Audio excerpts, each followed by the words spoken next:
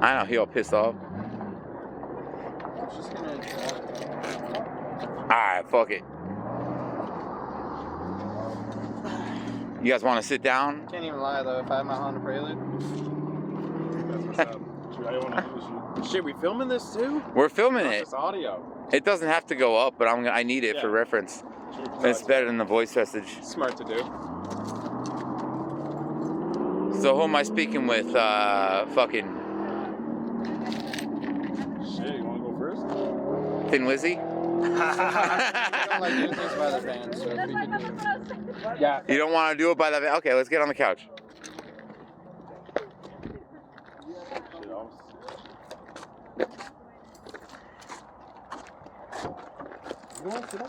Hell no, I'm sitting on the edge of these bitches. Yeah, alright. Make him sit on You got the sit over there. I don't want to sit on this shit. That's what sit on the Sit on the back of it. Yeah, sit on top of it. Yeah. You guys want to introduce yourselves? This is a print article? It's a print article. Okay. My name is Alexander Senum. ALEXANDERSENUM. My name's Caleb Eskins. CALEBESKINS. Okay. Yeah, good luck with this one. I'm just Colton. COLTYN. Yes. Colton, what's your last name, Colton? Not important. Social security number? 905 something. Driver's license number. All right. We have a different thing in Canada. All right, guys. Before you guys go, I got to get you to just sign some papers real quick. No, I'm just kidding. Anyway, you guys are from Canada. What's your band called? EtherealTomb. EtherealTomb. All right. And how long have you been around? When did you start? January 2021.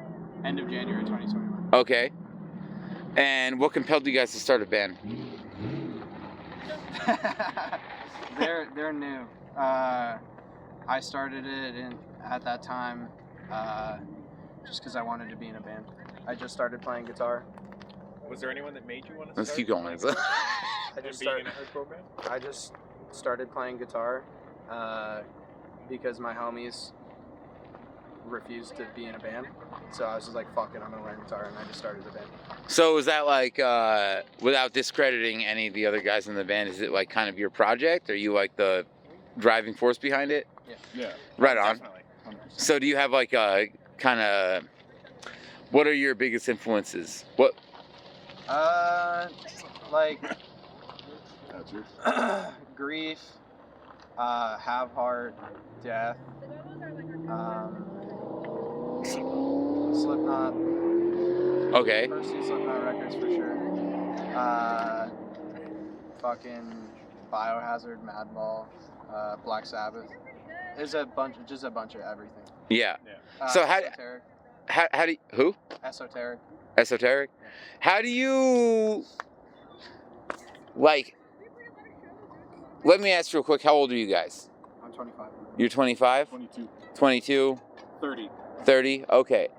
So the thing I've been noticing, just like being a little older, I'm closer to your age than I am to these guys' age.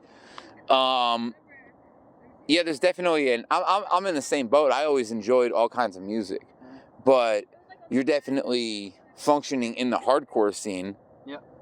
But your influences are very, obviously you dropped some hardcore influences without question, but your influences are all over the place. Yeah. So how do you feel about the perception of like hardcore music now versus, I don't know, maybe when we were all younger, or I'm just like a traditionalist, I guess. Like I don't know. Like I don't like metalcore. yeah, me unless neither. It sounds like it's from '99. Yeah. You know what I mean? Like when it came from hardcore. Like Yeah. the goats are obviously like Biohazard, Madball, Minor Threat, like 1 Second Thought, shit like that. Like Denied. Like but I don't know, I'm just a hardcore kid that writes metal music. It's pretty much what it is. And that's tight. Yeah. I like it. Like, I don't know, Black Sabbath is the goat of goats, you know? Yeah. No one Like You can't touch it. you Like, can't, it's- you know what I yeah. mean? So it's just Everything like, stems from that. I love hardcore, but Black Sabbath is the band of all time. Well, it's like even fucking like I remember reading something about the Misfits, and I mean the Misfits are far removed from like hardcore as we know it, but Yeah. they are like Oh, a for me, quintessential, Misfits is huge. yeah. Misfits And like yeah, Danzig grew up doing Black Sabbath covers. Yeah. Like that was his thing before they started the Misfits. So They had a the Black through Sabbath line is cover band. absolutely there. Like, And then I remember listening to old Death records, dude, and like hearing certain parts, dude, like fucking, it's like, oh man, this is just a fucking hardcore parts breakdown. of spiritual healing play like a hardcore. Yeah, absolutely. You know, especially lyrically, like I feel like I've always felt like Spiritual Healing is my favorite death album, one of my favorite bands of all time. But like that album, like almost like the lyrics could come off a straight edge record a lot of the time. Yeah. How did you hear about how he died? Yeah. He had a brain tumor. He just didn't have health insurance because he was in a death metal band. It's like fuck If he it. was Canadian, it might have went down. If he was Canadian, dude, he should have been from Canada. Yeah. How's the It's scene like up in the same Canada? story. That's okay. Is it different from Tucson or? I mean, like I started throwing outdoor shows in Toronto, Uh huh. and then the kids picked it up and just kept doing it. Yeah. I don't know. Shows like this happen, but this has a better vibe than any of those shows. Yeah. Does it for real? Yeah. What do you think the big differences are in the Canadian scene versus? I'm assuming you spend a lot of time touring Canada, or at least playing like out and about. When you're south of the border, because obviously the Southwest has its own vibe. Like Tucson is its own place. Yeah. The United States is huge though, so you got to acknowledge. But just as a generalization, what would you say the differences are between shows north of the Canadian border versus shows in the USA? I can't even really talk shit about the shows that we get to play in Canada because they're usually pretty fucking awesome. Yeah. It's not a matter of talking shit. I'm just asking like what, I think it's. you know. No, I don't want to put like anyone like I don't know. I don't want to put anyone down. Every town is different. Every city we go to is different. You kind of don't. We're know what to super expect. blessed with the shows we get to play in Canada Yeah. across all of Yeah. Canada. Like we just have, especially from Toronto to like Victoria Island, which is like going westward from Toronto. Fucking have such a fucking blessing to have such a good, like I hate to say it, but like market there. Yeah. And so that's just like a super blessing. And like the shows are sick and the people are super engaged, but the shows in the States are also cool. But that's definitely like a market. Like I don't really like saying shit like that. That we're I understand. take care, get home safe. I understand what you're saying though. I'm not like no one's judging you for saying the word, but like it's definitely how your band's received, how everything's received, et cetera, We're et still cetera. trying to break the U.S. for sure. But we have every show on this tour. Seems like people except fuck with you. one has been like solid or exceptionally great. Yeah. Okay, so what was so bad about the one show? It was the same night as Crowbar. Yeah. Like a couple. In Tucson? No. No. it was Oh. LA area. Yeah. Crowbar was playing like 30 minutes away. So Yeah. we would have been there if we weren't playing. Yeah, like I would have went to Crowbar. Like Yeah, right. I'm wearing a Crowbar shirt right now. Hell yeah. I was trying to So follow. like, I don't think I'd have been a Crowbar too if it was the same. Yeah, I'm still grateful to play a show even if there's a low attendance, but It's amazing to see the support we've got. playing Given the that. same night as Crowbars. Yeah. It is what it is. If my band was in town and I wasn't in it, I'd go see Crowbar. Yeah. Like, so I get it. Yeah, so you can't be bummed. But I mean, honestly, you guys got a great reception, man. I thought you guys did awesome. I mean, my opinion don't mean shit, but you guys were clearly, people were stoked to see you. You had a good turnout, you know what I mean? So Like, Yeah. I was our show in Phoenix was fucking kind of a flop in the spring. Again, I'm grateful to play any show, but a quote unquote flop is like low attendance, I guess. yeah. And but everyone there was engaged and whatever. But I was just like, oh, I don't know how this show's gonna do. I was very interested to see you. So when I posted the address change on our story this morning, and I had like 10 people reply to it, being like, yo, thank you so much, like that you let us know, or like gonna see you tonight, excited. And I was just like, holy shit. 10 people giving you actual feedback means there's In Tucson, Yeah. somewhere we've never played. tons more. So Yeah. you know, and then we get here and like people are coming up to, you know, either one of us just being like, excited to see you, been listening to you for X amount of time, and I'm just like, dude, It's this huge. is crazy. Yeah. That's badass, man. Yeah. So what releases have you dropped so far? There's the first album from May 2022. How many tracks are on there? 7. Okay. 7. And then there's the split EP we did with our homies in Loose from November 2022. There's the second album from September 2023. And there's an EP that we just dropped in April of 2024. Okay, so you're being pretty prolific with it. When you started the band, did you have a big like backlog of songs before you went out and sought out other musicians? But I'm saying like, so okay. You would kind of just learn the guitar. I literally had never written a song before I started this band. Yeah. Okay, so you didn't have like music in reserve, and then No. because I just barely assumed try to play a guitar. that's pretty sick, dude. I like it because I just assumed because you had this like kind of like rotating cast of musicians, Yeah. maybe it was something you were working on for a while, but you No, just went. No, I started this band after 9 months of playing guitar. And how do you like the lineup you got right now, Thin Lizzy? It's great. I'm very blessed to have been surrounded by. I'm blessed to have been surrounded by multiple friends who have just been willing to help. Are you into skateboarding at all? Cool. I'm more of a skateboarder than I am a musician. Yeah. I saw you guys ripping right now. I can't skate for shit really anymore, but I used to be kind of okay. We do a little. We talk about it a bit in the fucking magazines. I So used to do a skate metal hardcore zine myself. no shit. Yeah. Okay, what's your zine called? It's called Skatanic Disciples. Skate 10. That's pretty. I wish I thought of that now. I think my zine's got a pretty cool name. Yeah. Is there any way I could get a hold of those?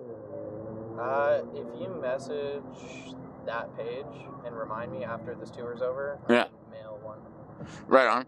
So what are I your? lost my reserves of all of them. I have to reprint them, but I definitely have copies of the last one. No, okay. Yeah, I'd fucking pay to fucking get them printed myself, dude. You send me, I don't know, send me the PDFs or whatever. I'll print them out. I'll even put some around Tucson. Sure, if you want. Yeah. Fucking. All right. So, what are your plans for the future? Is this just a thing you decided to do, or are you trying to kind of like really pursue it? What's your plan? It's definitely something I started because I wanted to genuinely play music with my friends. Yeah. And I genuinely wanted to be in a band. Yeah. Like, so I started the band in January. It'll be 4 years ago. But I'm in my 10th year of going to hardcore shows. Yeah. So I had been a photographer, I'd been a film or videographer, and I was just like, fuck it, I really want to be in a band. And so I started it with like no expectations of anything. I wanted to write a record. I wanted to play a show with my friends. That was it. Yeah. And I did those two things, and anything that we've done after that is just a big bonus. Yeah. Like, Yeah. But all that to say, I do know how to market. I do know how to present things on social media, which I learned from doing the magazine. Yeah. So I'm grateful that people like the music and it's receptive and it's received well, but also I just know how to present things. Yeah. Like I don't think we're the best band fucking ever, but like I just. Oh, you know how to fucking make it look cool, man. I've been diligent about the image of it. That's a huge part. See, so there's the catch-22 that a lot of people. I mean, in my opinion, dude. Like, you know, you look at like Beatles songs or something, and structurally they're really simple. You know, Paul McCartney wrote a song with like 3 notes in it, and a repeating chorus. And Now, it's the biggest song of all time. and it's like, hey, dude, like there is a balance. Like, obviously, you don't want to go for the lowest common denominator all the time, but there's a lot of merit in the presentation and the way you do everything, and I think that's just as artistic as writing something with a fucking, you know, crescendo in it or, you know, so many notes. So, no, I really actually respect that a lot. If you ABC the song structures, they're stupid simple. Yeah. Yeah. Like What we do is nothing crazy. It's No, but it sounds good. And that's also goes back to, it's like, well, obviously certain things work for a reason, you know. I don't know if you could relate to this because I haven't seen your magazine, but I decided to do mine I kind of, obviously it's all independent, it's all underground, it's all this, it's all that, but it's like, I was looking at like Big Brother and fucking Thrasher and Yeah, of Max. course. I was like looking at the magazines that did really well and like, how can I emulate this? I don't think that's disingenuous. I think it's, you know, I just never had the intention of touring yeah, or anything. Like Yeah. my original drummer at our like third band practice ever, or writing session, or whatever the fuck you want to call it, looked at me and he was like, "We need to turn this into a touring band. I fucking hate my job." And I actually laughed in his face. yeah. I laughed in his fucking face and I said, "Yeah, fucking right."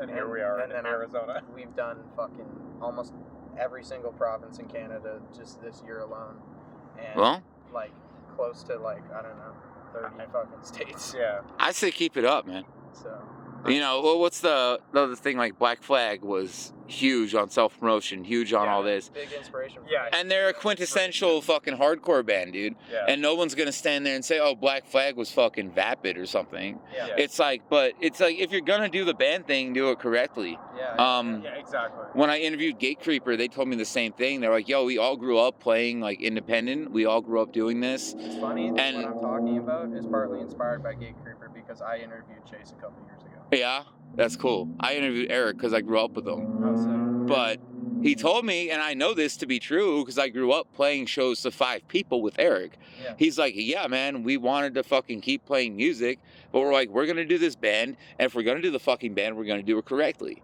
Yeah. And that means the presentation is on point. That means this is on point. Yeah. That doesn't make them fucking sellouts. That means they're doing it right. Yeah. If you're playing in a band and you're not practicing before a show, Just give a you're gonna, yeah, you know, just give a fuck. Doing your due diligence. But I really did. I sincerely enjoyed it. I thought you guys were really cool.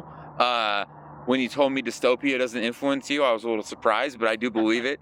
When he told me, it made perfect sense. Yeah. You know, like, this is how it came to this. But I feel like you got the same influences as dystopia. That's the thing. That's Yeah. what blew my That's like what blew my friends' minds because they thought I knew who Dystopia was. Yeah. And I'd heard the band name before, but I was a little older than some of the kids I was skating with at the time. Like once I got old enough, we took kids under our wings in the skate scene, Yeah. and they were super hyped on Dystopia, and I was like, fucking maggots. Like I know, like I know what I listen to and all this shit. I was like just being a fucking old head or whatever. Yeah. And like they were super hyped on Dystopia, and I was like, I'm not even gonna check it out. Fuck you guys. Yeah. And And me well. I just like being stubborn. Yeah. Because they were younger than me. So I never checked it out. But my buddy was telling me that they're like, "Yo, it should sound like Dystopia," and I was like, "I don't know, bro." Maybe. And we had already recorded the first 2 releases, and then they played it, and I was like, "Dude." Yeah, okay, And yeah, then I maybe. looked into who they're into, and I was like, "I like the same fucking Yeah. bands." No, So but it was honestly, it was a cool lot, like what is it? Communal logical conclusion. yeah. Yeah. No, it makes perfect sense though. It was cool though. It was cool as fuck. You ever listen to Leech Milk? I don't think No. so. I've never heard that name. They're pretty crazy, dude. They're kind of in the same vein, but they're really sick. They're like old. Is that a newer band? No, they're like late No? 90s. True. Yeah. They're crazy though. All right. So probably last couple questions, like coming up, you say you've been going to shows for like 10 years. How do you think that This month is my 10-year anniversary of going to Okay. shows. Yeah. and I've been going to shows man for fucking 20 years. Sometimes I get bummed out. I'm like, shouldn't I be like taking care of a kid or something? I don't know. But I got a bad back and gray hair, dude. I'm still going to hardcore shows, but That's what's up. Yeah. no, I support it, dude. Honestly, I don't think there's anything better. I think the whole DIY, everything DIY, the things that surrounding the skate scene, the hardcore scene, anything. Yeah. I really think it's like massively important, man, for just individuals to be out here doing shit in their own communities. And it's cool that guys from Canada could come down to Tucson and be welcome and have friends and have something to do. And then vice versa. And it's independent of what's in your bank account, what's fucking, who do you know, who are you? It's like, no, we're in a band. But either way, how would you say the scene has changed? Because a big thing I noticed, kind of actually what motivated me to start the magazine was I just saw things fucking explode after the pandemic, man. Yeah. Right? And That happened everywhere. yeah. Yeah. So how would you, from your own perspective, being from up in Canada, how would you say things have changed, or how do you think the pandemic affected the scene? How was the scene before 2020 and versus now in Canada? Dude, like going to shows in Southern Ontario, it's a pocket of the province that we're from, was rough. Like, and I lived in a small town with no transit in or out, but there happened to be a hardcore band from that town. And what was that band called? It's called Discover Sun. Okay. And they would bring me out to their shows, and I just started. I was a filmer for me and my homies skateboarding. Yeah. So I had never even seen a live set on YouTube of a band before, but in my mind, as a filmer of skateboarding, I just started filming bands. Just because I was just like, it made sense. So I just started filming like every band at every show that I went to, and the thing is, you want to make the bands look good, right? As a film or photographer. Back then, you were not turning the camera around at the crowd when they were playing, because there's only five people there. Yeah. You know? And like, I'm in downtown Toronto. There's millions of fucking people around, and fucking 6 people paid plus the bands, and like, homies drove from Montreal to play. You know, so. I come from a time where I witnessed years worth of that, and I never thought anything less of anyone playing. If anything, I thought more of them, and it inspired me, and I just try to keep that energy when I play in bands now. And it will return to that, I believe. I think it's eventually it's going to lose its steam for sure. I don't know if it'll be as bad as that anytime soon, but it is, especially where we're from, it is returning to form somewhere close to that. Yeah. Unless it's like the rare bill will do super, super well, but mostly right now these days it's cool and all. It's not even close to compared to how poppin' it was last year, and that's just the cycle of it. Skateboarding has died multiple times. Hardcore has died multiple times. It will happen again. Well, hardcore has died multiple times, but I do think it might be bigger now than it has been in my 20 years of going to shows, dude. I don't think I've ever seen it as popping off as it is now, and a lot of people I got mad respect for the fucking, and I will say this, you gotta acknowledge the motherfuckers that were doing it for like 5 people. That's what I'm saying.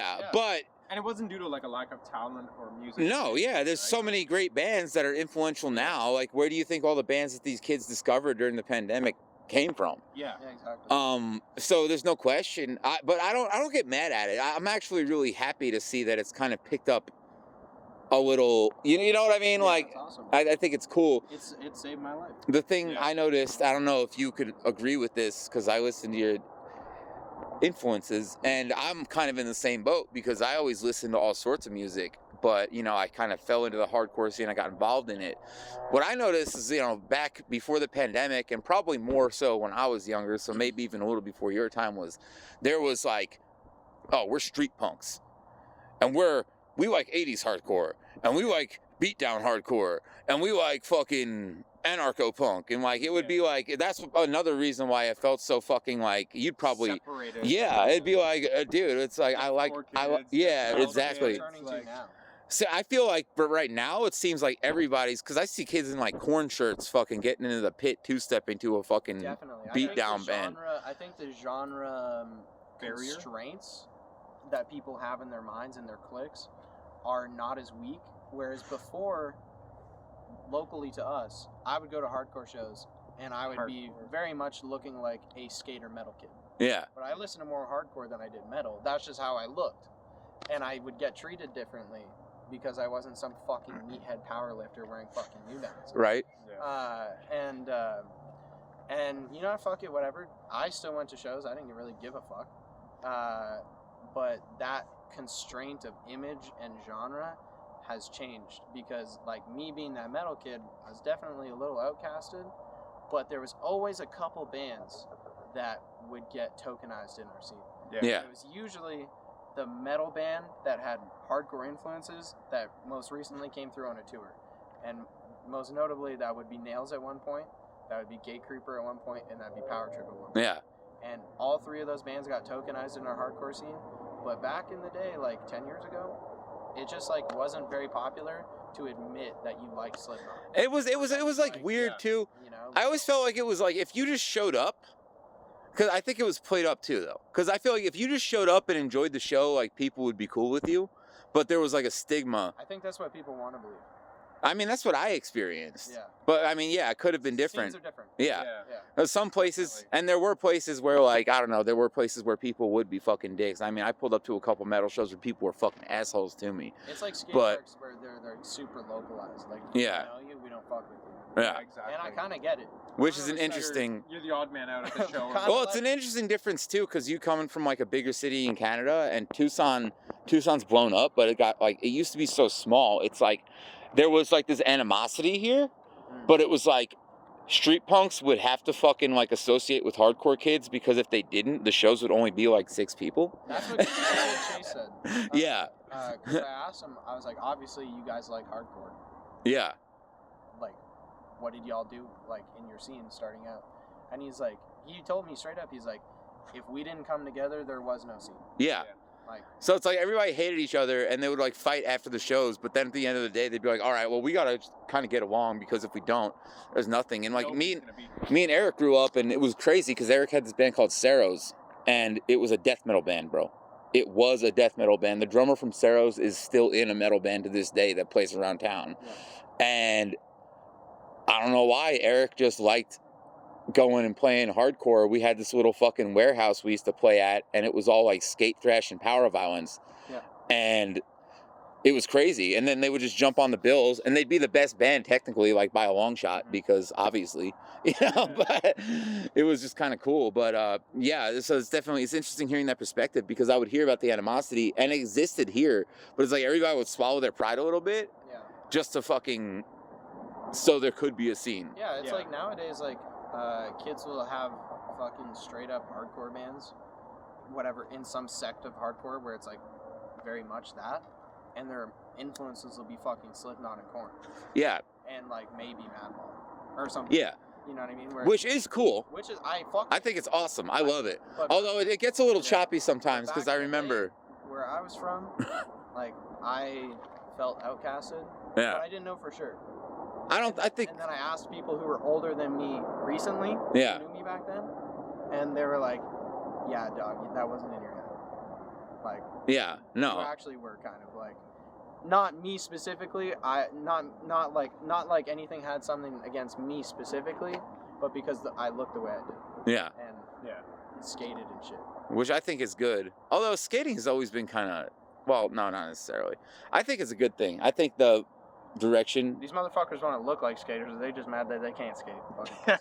Yeah, that's kind of where I'm at, dude. Yeah. I can't skate anymore. I wasn't good to begin with, but now I really can't skate. I'm like 40 pounds heavier, and I got a bad knee. Back in But- the day, our scene looked like whatever was popular fashion-wise in skateboarding the year before is how the hardcore scene looked. Yeah. 100%. And I'm just like, fuck y'all. Yeah. It always felt like in Tucson, it was more like it's like the skateboarding community was more like, almost like the X Factor, in the sense where it's like, you'd be in your little like split genre of like some sort of punk or metal. Mhm. And then it's like the skaters would be the ones, it's like everybody who was like mostly about the music would be like, they'd all have their fucking like prejudice or whatever, and they'd be hard to fucking break the wall. I'm a judgmental ass skater too. Yeah. I get it.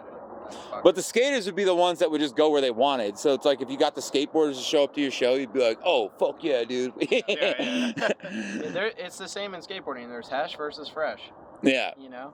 And sometimes those motherfuckers just don't get along. that's true. Sometimes they do. So what's the difference, Hesh versus Fresh?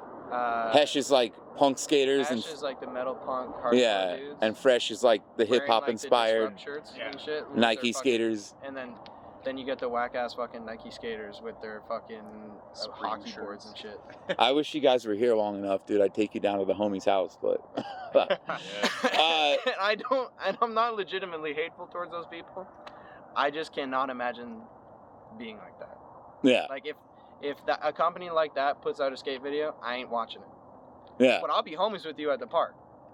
You know Which what I is, mean? at the end of the day, man, it really comes down to like, Not what you're into. I like Zero videos. I like Creature videos. I like Rocker Fools.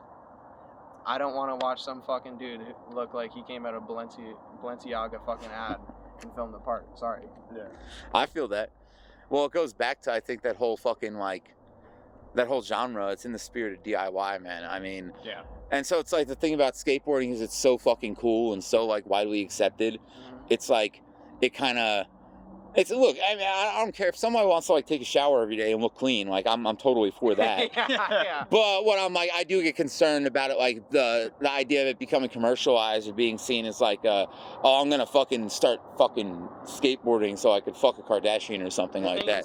is, there's still fresh fools that are like anti, like establishment, I guess you could say. Yeah, they just like looking Because clean. they're like actually into legitimate, like, I don't know, I guess streetwear, or like back when DC was core, like, and shit like that. I respect that, but it's like, yeah, when people are skating fucking Adidas and Nike and New Balance and all that bullshit, that I'm like, oh, I know, it was a You're little like that. frustrating. It was a little frustrating when like Nike broke into skateboarding with their SBs, and then it got double frustrating when I just found myself wearing those shoes all the time. I was like, fuck, these are good shoes. I told everyone for years these companies are gonna fucking ruin skateboarding. Yeah, well, that's kind of like, you know, again, with the zine, that's kind of, I try to profile older bands as well as newer bands because Yeah. I get a little fearful about the same thing happening with hardcore too, because it's so monetizable. I ripped off Biohazard on our last issue of the zine. On the cover it says, skateboarding's for you and me, not the fucking industry. And like, I just like had like that Simon Garfunkel dude pissing on like a speech bubble of a bunch of whack shit in skateboarding. And Oh, shit. and I was like, if you think for a minute this shit's about you, step the fuck back, because it's probably true. Just ripping out Biohazard. I fuck with it. Well, shit, okay, the lights just went off on us. What does hardcore mean to you? I think it should be punks playing punk music, representing punk values. Straight up. Right on. That's what it is. Any bands you want to shout out? Mile End, Blood Wraith, Dr. Cement, Yeah. Smother. Okay. SMUTHER. That's who comes to mind for me. Either of you guys? Yo, shout out Glorious. Shout out Jake. Shout out other Jake. Shout out Joey. Shout out all the Smother homies, man. I don't know. Yeah, those bands are just like, Shout out Period Culture. Oh shit. Respect. yeah, I don't know, it felt weird to shout out a band that we're like. Shout out Jack Pine. Yeah, shout out Jack. But those are people that we like. There's other bands in the scene that we like, but those are bands we'll ride for. Hell yeah. Well, I appreciate it. Thanks a lot. Thank you. Thank you.